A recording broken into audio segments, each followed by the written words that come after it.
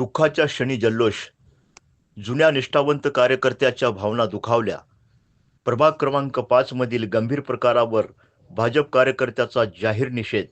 Bharatiya Janata party प्रभाग क्रमांक 5 मधील ज्येष्ठ व निष्ठावंत कार्यकर्ते, युवा मोर्चाचे माजी अध्यक्ष, वार्ड अध्यक्ष तसेच सूर्योदय न्यूजचे मुख्य संपादक श्री बापूसाहेब सूर्यभान करंडे यांच्या वडिलांचे दिनांक 16 जानेवारी 2026 रोजी वरिसरात श्राद्ध होते. हा दिवस त्यांच्या कुटुंबासाठी अत्यंत दुःखाचा आणि शांततेचा असताना त्याच वेळी प्रभाग क्रमांक 5 मध्ये भारतीय जनता पार्टीच्या निवडून आलेल्या पॅनलची मिरवणूक सुरू होती. बापूसाहेब करंडे यांच्या घरासमोर उभारलेल्या श्राद्धच्या मंडपाजवळ काही उमेदवार आणि कार्यकर्त्यांनी फटाक्याची आतिषबाजी करत जल्लोष केला, जो थेट त्यांच्या दुःखाच्या प्रसंगावर आदळणारा होता. इतकेच नव्हे तर कोण काय करते ते बघून घेऊ अशी धमकीवजा शब्दात संवाद साधल्याचा आरोपही बापूसाहेब करंडे यांनी केला आहे. बापूसाहेब करंडे सांगतात की 1992 सालापासून भारतीय जनता पार्टीसाठी प्रामाणिकपणे काम करत आहेत. त्या काळात पक्षासाठी काम करणारे फार कमी लोक होते.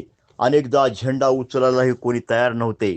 त्यावेळी त्यांनी युवा मोर्चाची स्थापना, अनेक अडचणी, अपमान, त्रास सहन करून प्रभाग 5 मध्ये भारतीय जनता पार्टी मजबूत केली. त्याच पक्षाच्या उमेदवाराकडून दुःखाच्या प्रसंगातही संवेदनशीलता न दाखवता असा जल्लोष करण्यात आल्याने त्यांच्या मनाला तीव्र ठेच लागल्याचे त्यांनी सांगितले. बापूसाहेब सूर्यभान करंडे यांनी प्रभाग 5 मधील भारतीय जनता पार्टीच्या उमेदवाराचा जाहीर निषेध केला आहे.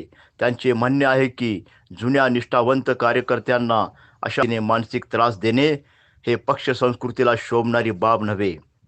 दुःखाच्या प्रसंगी राजकीय जल्लोष योग्य आहे का?